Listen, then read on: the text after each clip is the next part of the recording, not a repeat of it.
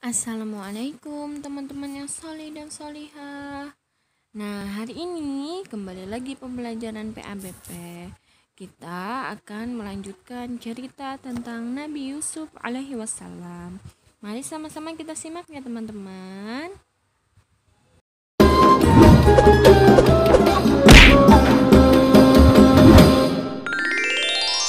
Kisah Nabi Yusuf alaihi salam. Kebohongan tentang kematian Yusuf. Kisah ini disebutkan dalam Al-Quran, surat Yusuf ayat 16 hingga 20. Pada kisah ini, kakak-kakak Yusuf mengabarkan kebohongan terhadap ayah mereka, yaitu Nabi Yakub. Mereka mengatakan bahwa Yusuf telah meninggal dan dimakan oleh serigala. Padahal yang sebenarnya, mereka telah mencelakai Yusuf dengan mendorongnya sampai jatuh ke dalam sumur. Namun berkat kesabaran Yusuf dan atas izin Allah, akhirnya Yusuf dapat selamat keluar dari sumur. Malam hari ini lebih gelap dari malam-malam sebelumnya, seolah menggambarkan perasaan Nabi Yakub yang gelap. Beberapa kali timbul rasa takut saat teringat akan Yusuf. Tak henti-hentinya beliau berdoa kepada Allah agar selalu memberikan perlindungan kepada anak-anaknya, khususnya Yusuf. Assalamualaikum, ayah, kami datang. Waalaikumsalam, masuklah nak. Nabi Yakub bergegas menuju ke sumber suara. Beliau memperhatikan satu persatu anak-anaknya yang baru datang.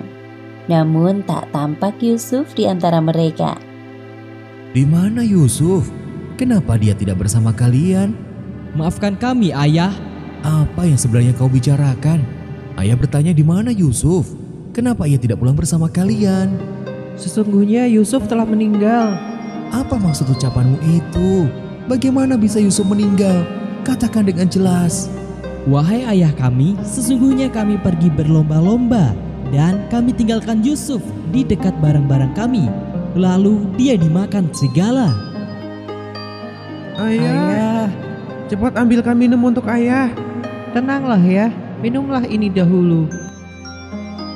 Wahai ayah, tenanglah dahulu. Bagaimana ayah bisa tenang saat mendengar tentang kematian salah satu anak ayah? Jika itu terjadi kepada kalian, ayah pasti... Ayah, sekali lagi maafkan kami. Kami sungguh merasa menyesal mengajak Yusuf ikut serta. Apa ini? Seperti yang disebutkan dalam Al-Quran, surat Yusuf ayat 18. Mereka datang membawa baju gamisnya yang berlumuran darah palsu. Yusuf anakku, ayah masih tidak bisa percaya. Wahai ayah, dan kamu sekali-kali tidak akan percaya kepada kami, sekalipun kami adalah orang-orang yang benar. Sebenarnya dirimu sendirilah yang memandang baik perbuatan yang buruk itu. Maka kesabaran yang baik itulah kesabaranku. Dan Allah sajalah yang dimohon pertolongannya terhadap apa yang kamu ceritakan. Kemudian Nabi Yakub berdiri dari duduknya dan masuk ke dalam kamarnya sambil memeluk baju gamis Yusuf yang berlumuran darah. Kak, aku sungguh merasa menyesal telah membohongi ayah. Aku juga. Aku kasihan melihat ayah seperti tadi. Ini kali pertamanya beliau menangis. Sudahlah, ini telah terjadi. Lagi pula, hal ini sesuai rencana kita, walau harus membuat ayah bersedih.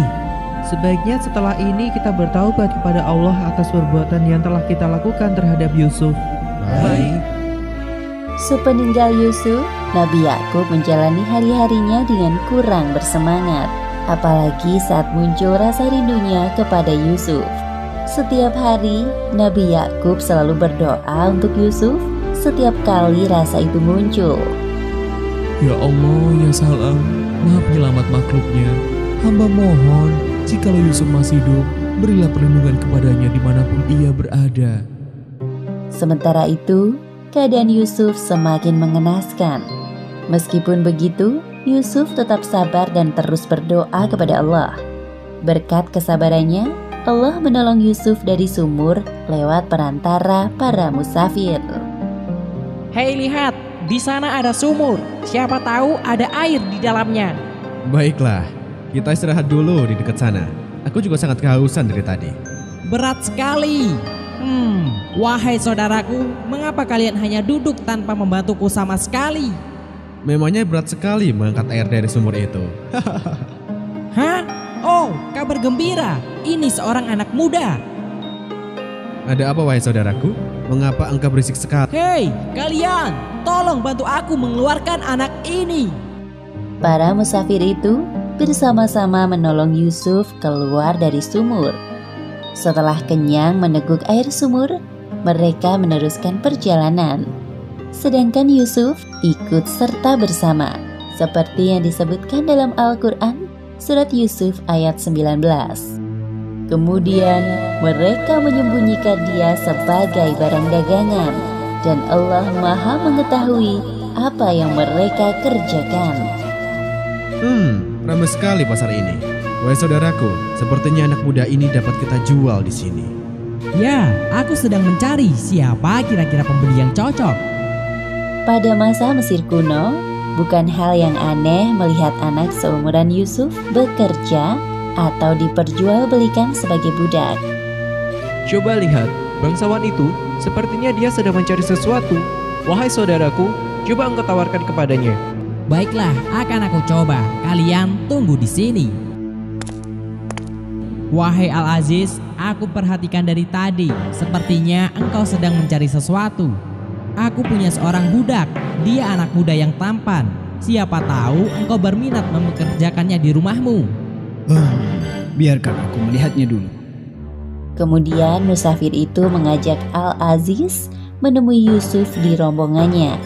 Pada saat melihat Yusuf, muncul rasa senang dalam hati Al-Aziz. Tanpa banyak berpikir, beliau menerima tawanan musafir. Berapa engkau menjualnya padaku? Sebagaimana yang disebutkan dalam Al-Quran, surat Yusuf ayat 20. Dan mereka menjual Yusuf dengan harga yang murah, yaitu beberapa dirham saja, dan mereka merasa tidak tertarik hatinya kepada Yusuf. Terima kasih Al-Aziz. Sekarang anak muda ini menjadi milikmu. Sama-sama. Wahai anak muda, siapakah namamu? Namaku Yusuf. Sebuah nama yang indah. Sekarang engkau Yusuf, ikutlah bersamaku. Akhirnya Yusuf dibawa pulang oleh Al-Aziz bersama para pengawalnya. Selama perjalanan, dalam hati Yusuf selalu berdoa kepada Allah agar diberi perlindungan atas hal-hal yang akan menimpanya nanti. Demikianlah akhir kisah kebohongan tentang kematian Yusuf. Hikmah yang dapat kita ambil dari kisah ini: pertama, jangan sekali-kali kita berbohong kepada orang tua, karena berkata bohong adalah salah satu ciri-ciri orang munafik. Kedua, hendaknya kita selalu bersikap sabar dalam menghadapi ujian kehidupan yang sedang dihadapi, karena ada jaminan pertolongan dari Allah Subhanahu wa Ta'ala atas kesabaran dan ketakwaan kita. Wallahu a'lam bishawab.